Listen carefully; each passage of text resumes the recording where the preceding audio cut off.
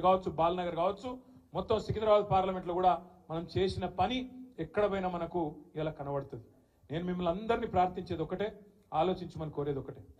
మన మీద చాలా ఆరోపణలు పెట్టిరు అసెంబ్లీ ఎలక్షన్ల ముందు, చాలా బదనాం చేసే ప్రయత్నం చేసింది.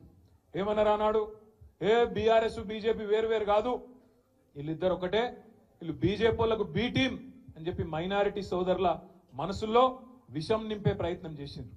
కేసీఆర్ మోడీ ఒకటే అని చెప్పి చిల్లర మాటలు మాట్లాడింది. हैदराबाद लेवल नम्मले, हैदराबाद में कोई यकीन नहीं करे, पूरे शहर है हैदराबाद में जितने भी हमारे माइनॉरिटी भाई हैं बहन हैं, आप सभी लोगों ने तय दिल से हमको मदद दिया, इसीलिए पूरा का पूरा हैदराबाद हम जीत गए।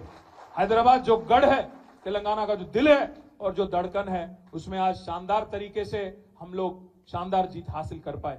क्या क्या मेजॉरिटियां मिले हर किसी को आप देख रहे हैं।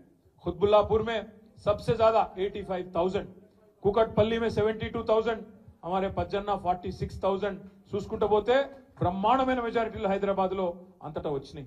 కానీ దురదృష్టం కొంత అక్కడ ఇక్కడ ఈ చిల్లర ప్రచారం ఏదైతే చేసిరో దొంగ ప్రచారం కాంగ్రెస్ వాళ్ళు దాన్ని అక్కడక్కడ నమ్మిండ్రు. ఆ రోజు ఏమన్నారు, కవితమ్మని అరెస్ట్ చేయలే, అందుకే మేము అంటున్నాం వీళ్ళు ఒకటే అని. మరి ఇవాళ నేను అడుగుతున్నా, ఆ రోజు కవితమ్మ సుప్రీంకోర్టులో కేసు ఉండే, స్టే ఉండే, అందుకే అరెస్టు చేయలేకపోయింది. కానీ ఇలా పగబట్టి ఇంటికొచ్చి ఒక కవితమ్మనే కాదు, కవితమ్మని అరెస్ట్ చేసిండ్రు, ఇద్దరు ముఖ్యమంత్రులను అరెస్ట్ చేసిండ్రు. అంటే ఎట్లున్నదంటే రేసు ఉరుకుతే నేను ఒక్కనే ఉరకాలి తప్ప ఎవడు ఉండొద్దు ఇక మైదానంలో అన్నట్టు మోడీ గారు ఇలా మొత్తం ప్రతిపక్షాలను అరెస్ట్ చేసే ప్రయత్నంలో ఉన్నారు. మరి ఇవాళ ఏమంటది ఈ కాంగ్రెస్ పార్టీ, మీరు ఆలోచన చేయాలని చెప్పి నేను కోరుతా ఉన్నా. ఇంకొక మాట కూడా మీరు ఆలోచన చేయండి.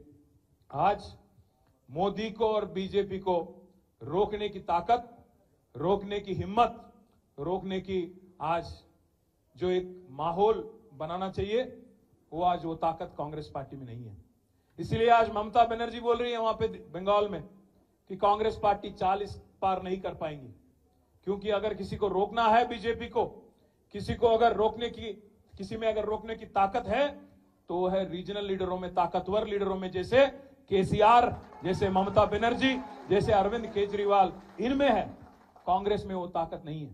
इतने చెప్తలేని మాట నేను ఇలా మీరు చూడండి దేశం అంతటా ఎవరు ఆపగలుగుతున్నారు బీజేపీని, కేవలం బలంగా ఉన్న ప్రాంతీయ నాయకులు ఆపగలుగుతున్నారు తప్ప కాంగ్రెస్ లో ఆ పరిస్థితి లేదు. ఇక దానిలా ఇక్కడున్న కాంగ్రెస్ అయితే చాలా విచిత్రమైన కాంగ్రెస్. ఈ కాంగ్రెస్ అసలు ఇది కాంగ్రెసా బీజేపీ అర్థం కాదు మనకు కొద్దిసేపు చూస్తే.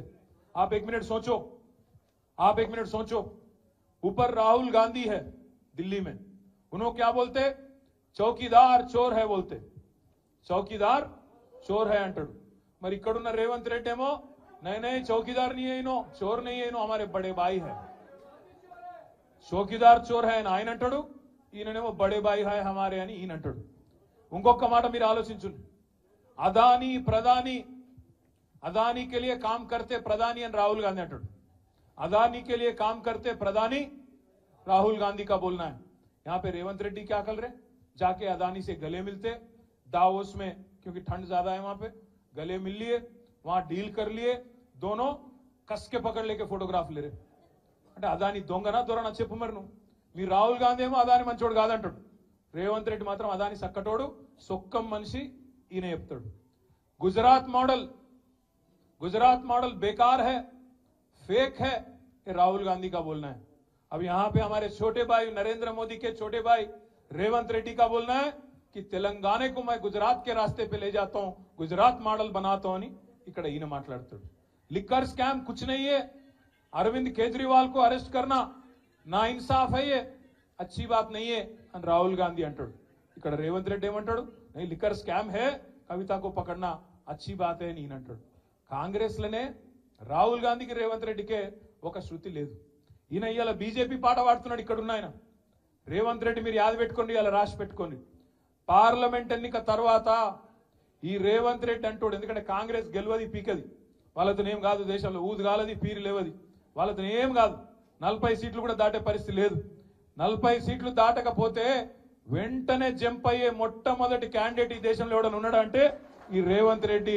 మళ్ళా మొత్తం ముఠా కట్టుకొని ఈ నాగేందర్ను బిగేందర్ నా అందరిని తీసుకొని బీజేపీలకు జంప్ అయ్యే మొదటి క్యాండిడేటు ఇదే రేవంత్ రెడ్డి, మీరు రాసి పెట్టుకోండి. నేను ఇప్పటికీ ఒకసారి కాదు 10 సార్లు అన్న ఈ మాట, ఒక్కసారి అనలే ఈ మాట 10 సార్లు అన్నా నేను.